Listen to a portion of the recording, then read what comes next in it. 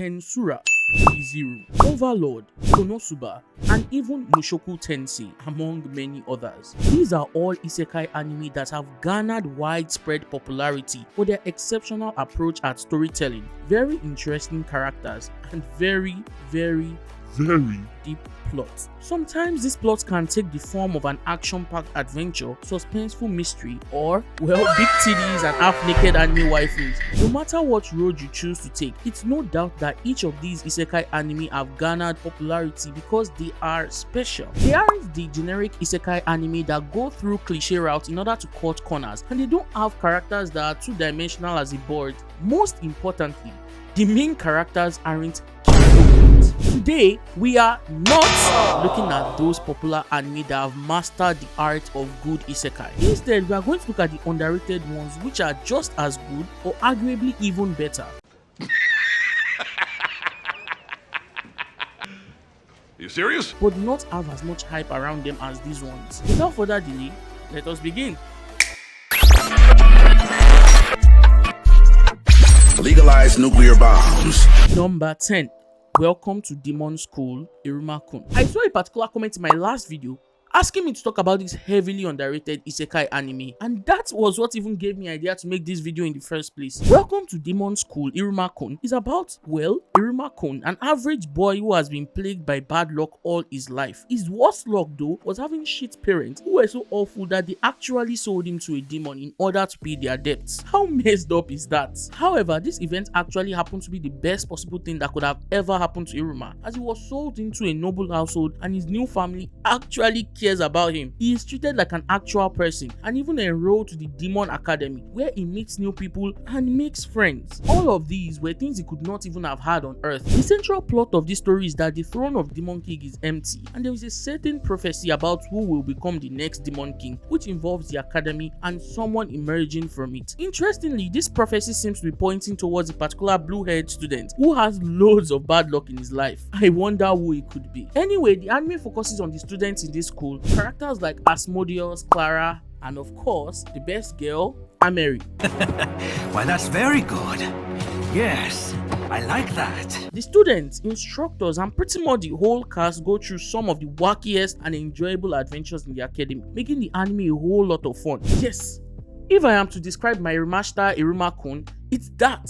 It's just fun. I refuse to give any spoilers on this one, which is why I'm leaving everything as vague as possible. I would recommend this to anyone who likes anime like My Hero Academia or Black Clover, which involves a huge cast of characters who have their distinct personalities and go on respective character arcs throughout the story. The anime is funny and lighthearted as hell, but there are also serious moments and dark themes that lay beneath the surface. Most importantly, Iruma is just so likable. He's just a cute fluffy guy who is like a bundle of goodness despite all the awful stuff that has happened to him. Of course, I won't mention any twists here, but let's just say some things are not actually as they appear. So yeah, check it out and tell me what you guys think in the comments below. Also, if you have any anime suggestions or video ideas in general, just tell me in the comments below so I can see them. Number 9. Gate. A lot of people sleep on this anime, and to be honest, I was part of that crowd. What really turned me off about Gate was the way Earth's military went into the other world with the main character not being particularly special, and the sacred exclusive premise of another world became a whole lot normal. However, after giving it another chance, I'm grateful for my new perspective on it. Gate isn't some power fantasy involving a cool and dependable main character who has an OP cheat skill, saves all the damsels in distress, and bags a huge harem of waifus in the end. I mean, Itami is indeed a dependable MC, and like most isekai protagonists, is an otaku who attends doujin conventions and collects anime merch, all that stuff. However, what differentiates him from the others is that unlike all the edgy things that seem to plague the oversaturated genre of isekai, Itami is 33 years old. He's a competent soldier with years of experience and also maturity to boot. He can be laid back and funny at times, but at heart he is a man. Dylan! You son of a bitch. When it comes down to serious matters, he gets down to business and handles things maturely. This is what makes Gate so fascinating, separating it from other action shonen out there. It isn't all about fighting or spamming some cheat skills. Instead, there is a lot of politics, adventure, exploration, and so much more involved. The relationship between Earth and this new world, the internal strife existing in the latter, as well as how modern military equipment stack up against medieval technology and magic that is used by the world beyond the gates. All of them are explored in this relatively short anime. So yeah, if you are looking for something fresh and different, a mature isekai that has tons of action, adventure, and incredible waifus, I'm looking at you, my halberd wielding goddess Rory Mercury. Woo!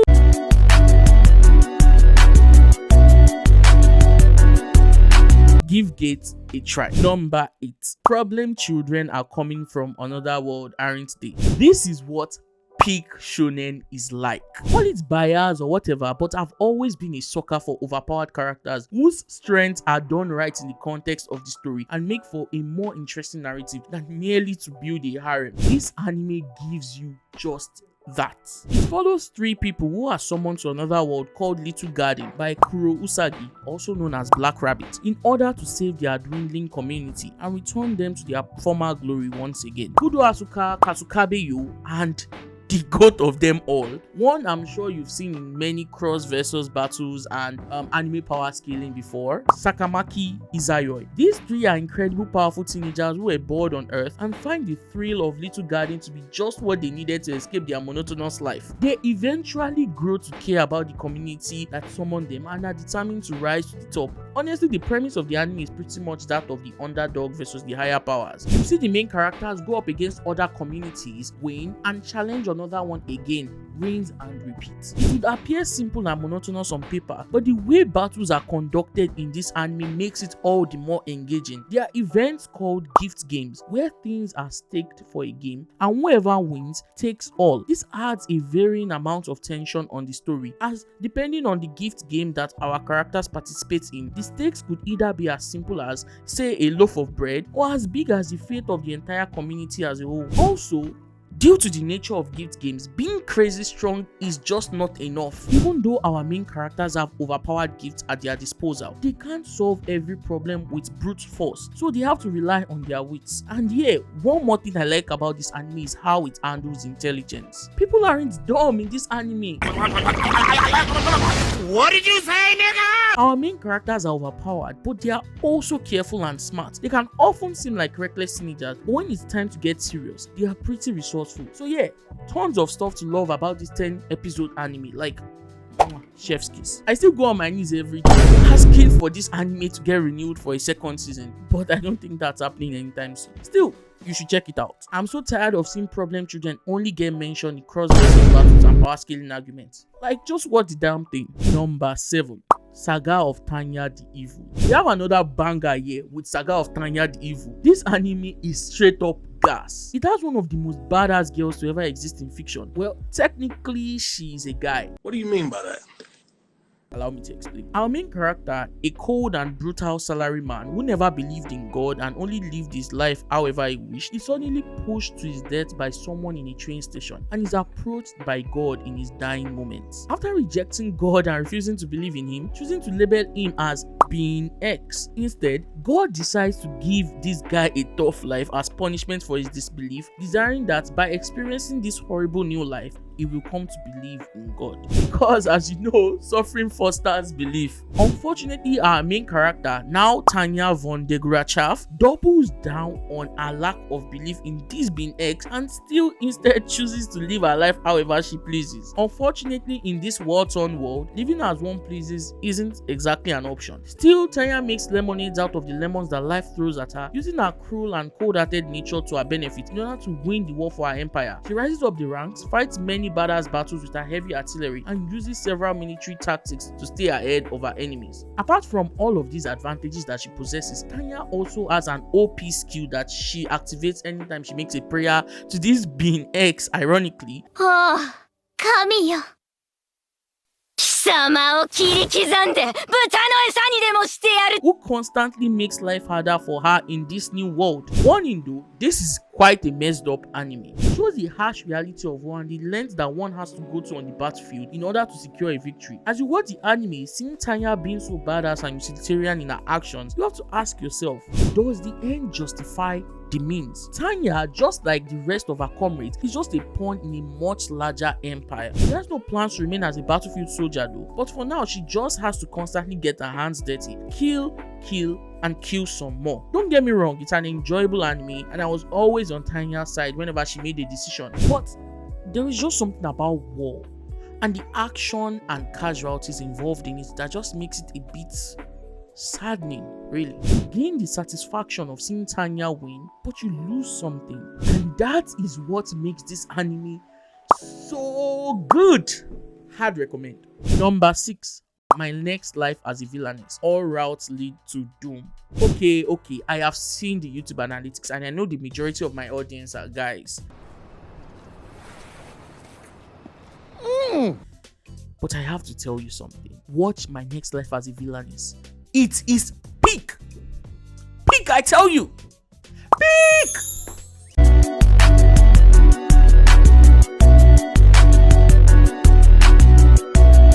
See, I have a secret that I don't talk about very often. I actually love Villainess manhwas. Why are you gay?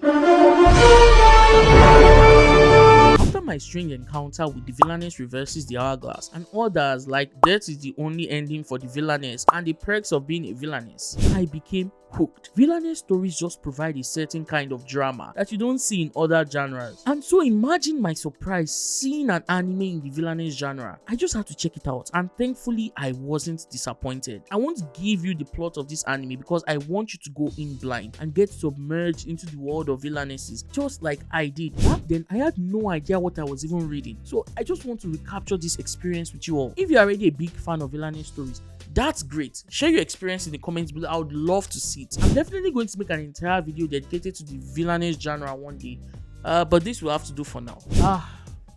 I've said Villainess way too many times in this video. In any case, please do yourself a favor and watch this anime. It's funny, suspenseful, and just downright fun to watch. I can guarantee that you will have a good time. Yes, even if you are a guy.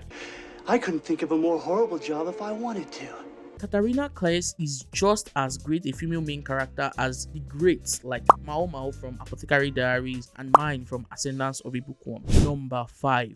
Combatants Will Be Dispatched. This anime is as funny as Konosuba and even funnier in some instances. Yes, I said it. Konosuba is regarded as the king of comedy when it comes to Isekai anime. Heck, anime in general.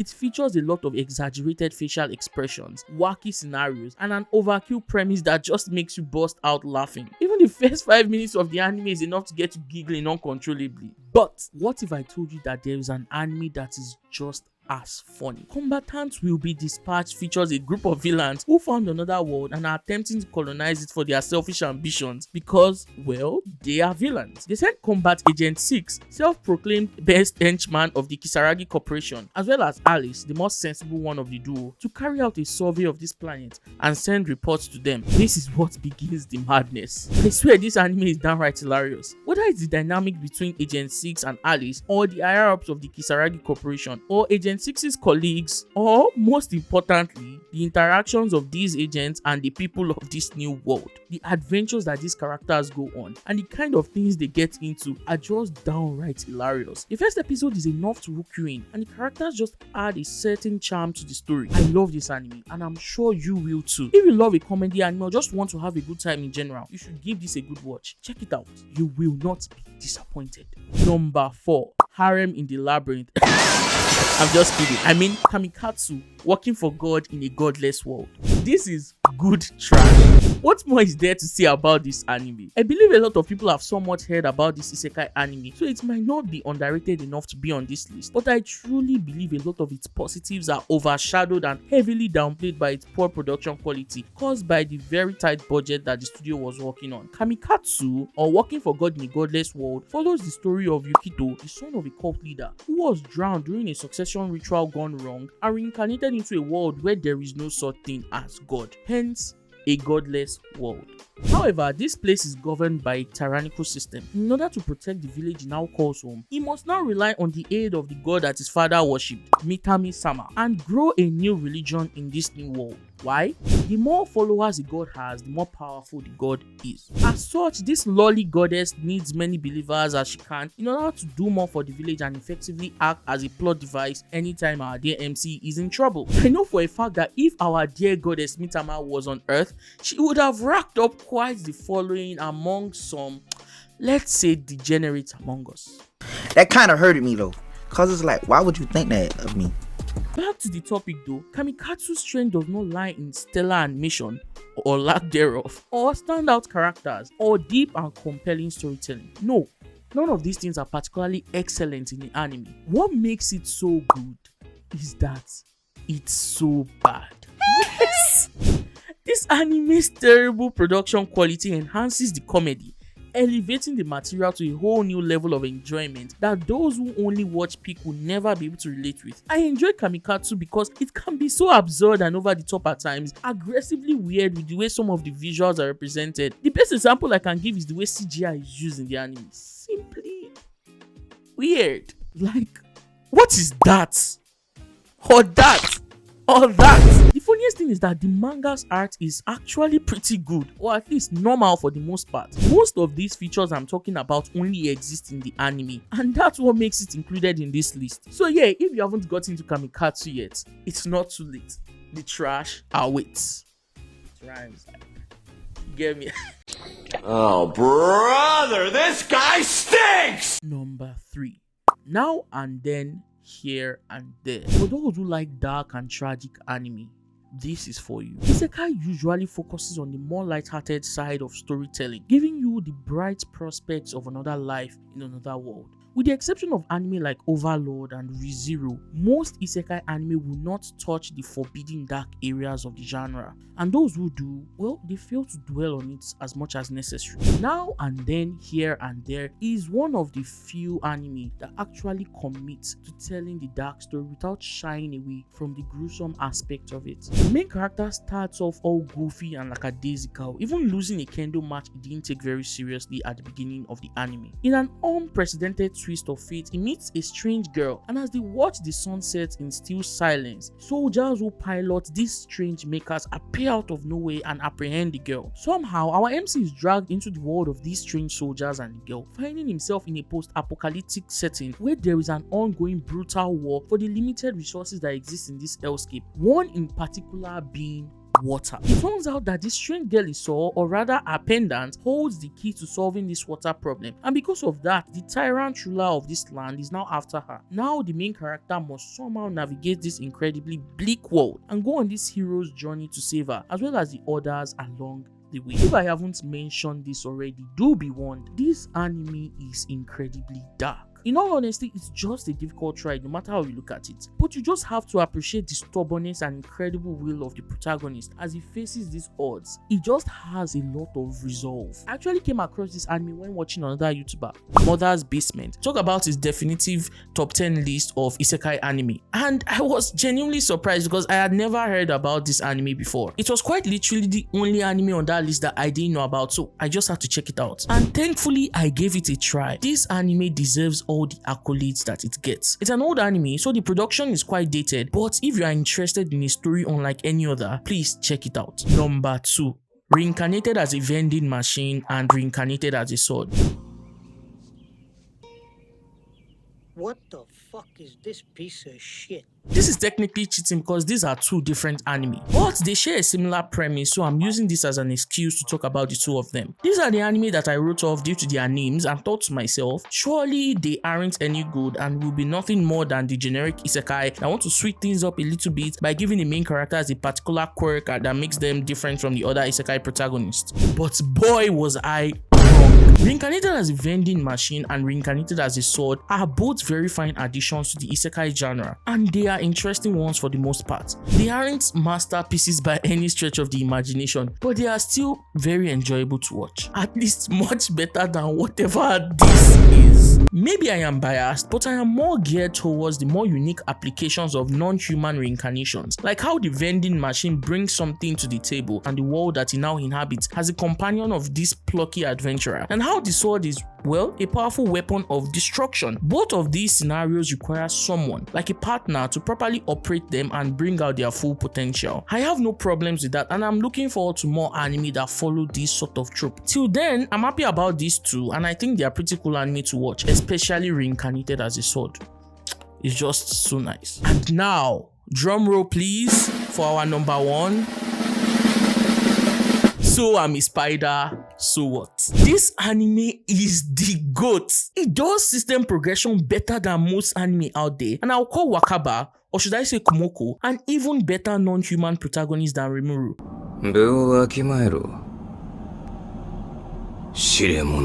Her story and the resilience that she shows in the whole series is nothing short of amazing. It doesn't have the best animation, and it heavily relies on CGI at times, which makes some scenes, let's just say, off. But I guarantee that there is no isekai anime out there that will pump you into action like Kumo Desuga Nanika. I mean, so I'm ASpider, so what? Most of the anime that I've listed here are in no particular order, but I would say So I'm ASpider, so what is definitely number one. I would say number two is most likely Saga of Tanya the Evil, but undeniably, Kumo Desuga Nanika is number one. I just adore this anime. I read the manga before the anime came out, yet the story managed to captivate me so much that I went to consume the light novels. There was a nice twist for me when I watched the anime because it made one creative decision that just made the whole story feel brand new. It elevated what I read and managed to shock me with a few plot twists that I didn't even expect. And even if you haven't read the manga or heard about this anime before, I'm sure you'd love it. Whether it's the blood pumping action, an emotionally intelligent story, or just the pure comedic relief, this anime has it all. Yes, comedy is one of its strongest suits too. It's so self-aware and hilarious sometimes, and then tragic and gloomy at other times. The way the story manages to juggle serious and funny moments is astounding, and I just have to give props to So I'm ASpider, so what for that.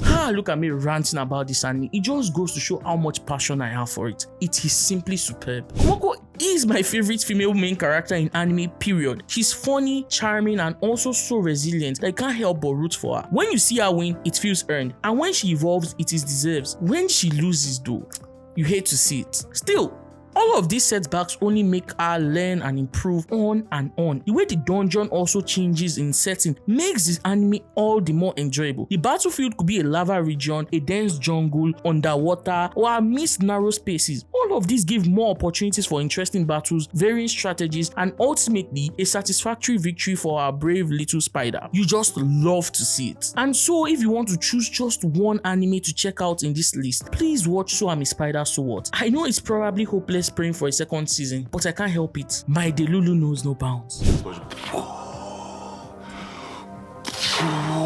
In any case, here's the full list of the anime I talked about. Tell me in the comments how many you've read and also the ones that I left out. Two honorable mentions are Drifters and Ascendance of a Bookworm. I haven't completed either of them, which is why they remain honorable mentions and nothing more. I do hope to make videos about them one day though. Thanks for watching this video until the end. At the time of recording this video, we're almost at 200 subscribers. I hope when I publish it, we are well beyond that. Please remember to like and subscribe, that really helps out, and I hope you enjoyed the list. I genuinely do. Hopefully there's at least one anime I mentioned here that you haven't seen or at least haven't heard about. Do you think I missed an anime in particular? Give me your thoughts down below, and also remember to give me recommendations for anime or video ideas in general in the comments. I'll be watching out for them anyway. So yeah, thanks once again, and then I'll see you in the next one. Yeah, cheers.